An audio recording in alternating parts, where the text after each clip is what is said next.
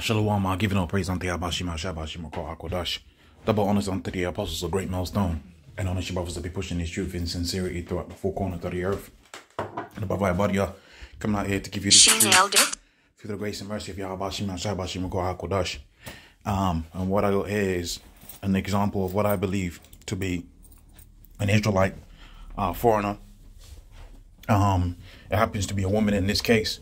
I've done videos like this in the past where there's a Jake man or a group of people dancing, and videos like this goes to prove to you that we the children of Israel are scattered throughout the four corners of the earth, and are amidst all the nations that are upon the face of the earth. And it just so happens this is a woman that looks like an Edomite. So we're gonna watch the dancing a little bit, and then we're gonna go into the precepts. So let's take a look at this. Or not.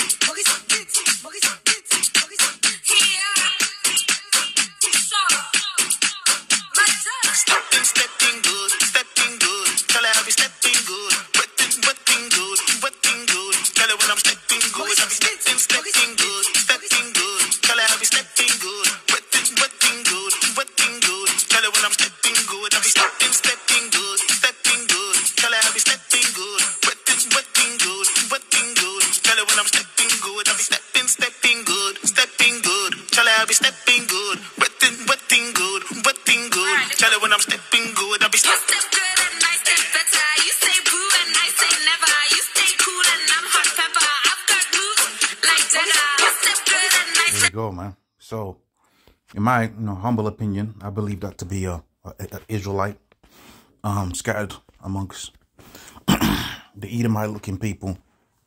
I mean, even if you look at her physiology, man, she looks like she's like one generation removed, man. Because that woman's got, I'm gonna speak like a man, and be real for a second there. Someone's got some hella thighs, boy. Yeah, so she's got the shape of a Jake. She dances like a Jake. You can see the straight up Jake sitting on the chair. She's like, yo, you can take this one, man. I'm gonna sit out. So that's just a little bit of an example of what I believe to be the Israelite foreigners scattered throughout the nations. We'll go into some precepts here. And if you come up to some non-great millstone camps with a girl like that, man, they're gonna say you got the MOTB.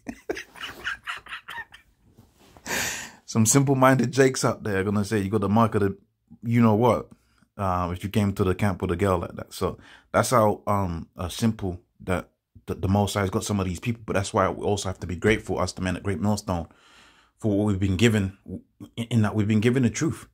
Now it does come with a price, right? It does come with a price, and we go through all kind of crazy situations.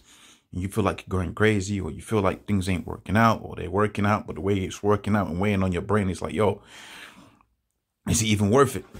Okay, is it even worth it? So we're weighed by all kind of burdens, but the beautiful thing is we do have the entirety of the understanding of the truth, and you can see an example of this playing out in real time right now with the generations of Benjamin that have come into England. I've seen this with my own eyes. 2 generations removed, the grandchildren look like they're Edomites. 2 generations, all it took, right? You had the Windrush generation that came over here. Benjamin, like the white gal, right?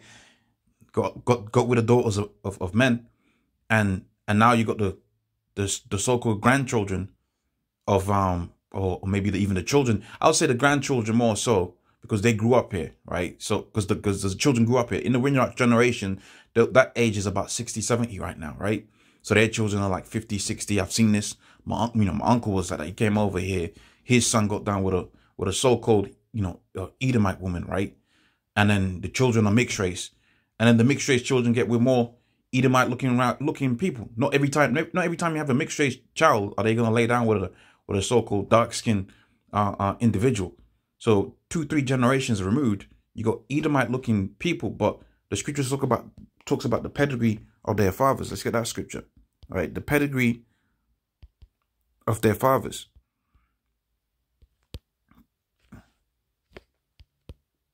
Numbers 1:18. And they assembles all the congregation together on the first day, the second month, and they declared their pedigrees after their families by the house of their fathers, according to the number of their names, right, from the age of 20 years old and upwards by their polls. So that's how you determine, what nationality a person is, by their fathers, man.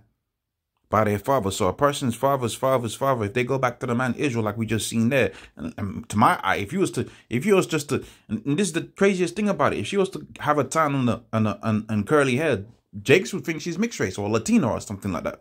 You can see she's shaped like that in this particular example. Okay, but you can see she's got the moves, right? She got the rhythm, and she got the I suppose that's a challenge or whatever, right? But you can see she's got the moves, man. You can see that. It's easy to see even the facial expressions when she's dancing is that of a Jake, because Jake, when they be dancing, they're feeling the music so much, they're trying to express every aspect of that music, whether it be through facial expressions, the steps and the moves that they're making on the dance floor, all kind of craziness, man. That's just how we are as a people. That's who we are as a people. We're very expressive people. We're the salt of the earth. Of course we're expressive. That's why our music is the superior music upon the face of the planet.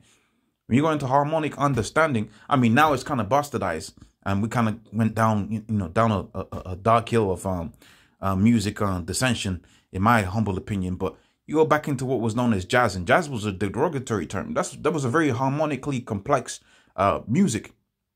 Pieces like the pieces that was written by individuals like John Coltrane, right? Giant steps, right? Flipping through keys like it was nothing. So Jake is very expressive. Even now, when you go to Afro beats and some of the more, it's some of it be good. I'll be listening to it too. Some of it be good, but it's harmonically, is simple. But sometimes simple is good, right? Ephraim and the Latin tribes, they work off a simple and they build it into something beautiful, man. And I don't mean to be derogatory, but it's like a handful of chords and rhythm section. But because they're working as an orchestra and everything, and the director be killing it, it can be very complex, right? But I say all of that to say this: we're very expressive people, and you can see that particular individual that we just watched there was very expressive. Romans 9:4, it says, "We are Israelites to whom pertaineth the adoption and the glory and the covenants and the giving of the law and the service of the Most High and the promises." Right, and that was pertaining unto the fathers, man. Right, whose are the fathers, and of whom concerning the flesh Yahweh Shai Mashiach came. Let's go back to that Deuteronomy, the 28th chapter, on the 64th verse. The Lord shall scatter thee amongst all people, including the Edomites. Jake said was going to come into the camp looking like Edomites. We've got brothers that look like so-called Edomites, but you can tell by their faith and their sincerity that these got to be the men of the Lord.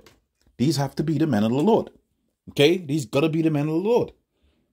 Now, this was something that was understood within the ancient world, but Jake right now, they're so simple-minded, and I don't mean the brothers that's within Great Millstone and the brothers that teach the same doctrine as we do. I don't mean it in that sense. But the reality of the situation is you got some guys out here, right? They got the fringes, they got all that, they speak about the Lord, but they're really simple when it comes to the understanding of the word of the Lord, man. They're very simple. Okay? But the Most High deals with rank and file, right? The Church of Berea was more diligent. The other churches weren't all that diligent. So we're going to see who's going to be right when Yahweh Shai comes. But I tell you what, I got a good feeling, right? Yahweh Shai I'll be one of those men. Amongst these nations that shall find no ease, neither shall the sole of thy foot have rest, but the Lord shall give thee rest from a trembling heart and failing of eyes. And this is where you get like individuals like Adele that had to, come up through the grind, hustling, because there was, I mean, I don't know if Adele in particular was hustling, but you get Jakes like that look like Edomites. You can see they're talented. They might be talented in football. All right, I believe brothers say Beckham's a Jake. I believe so. I'm not sure on that one. But I believe he could be a Jake. But they came up through the struggle, right? Because the scripture says where we were going to be scattered. We wasn't going to be finding any ease, man. We wasn't going to be finding any ease. We wasn't going to be affluent. So you might have a Jake amongst the Elamites, and he'll be the most throughest one, right? Because see, by his spirit is a Jake. These curses were going to follow us. Jake amongst the Edomites looked like an Edomite, but his finances is never right because he ain't an Edomite. He's a Jake. Okay, and I grew up with people like this when I was in, so-called college and school, and see Jake, impoverished and in poverty all over the world because this is the curses that befell us, man. It was going to be scattered amongst the earth, the heathens, and we wasn't going to be affluent, we wasn't going to be rich. Some of us might do by selling out or compromising themselves, but the reality of the situation is, as a nation, we was going to have a trembling heart, man. So hopefully that was a edification with that. I'm going to say, oh, praise unto you, Abba, Shima, Shai, Bashim, Kohaku, Dash, double honors of the apostles, a great millstone. On the ship of to be pushing this truth in sincerity.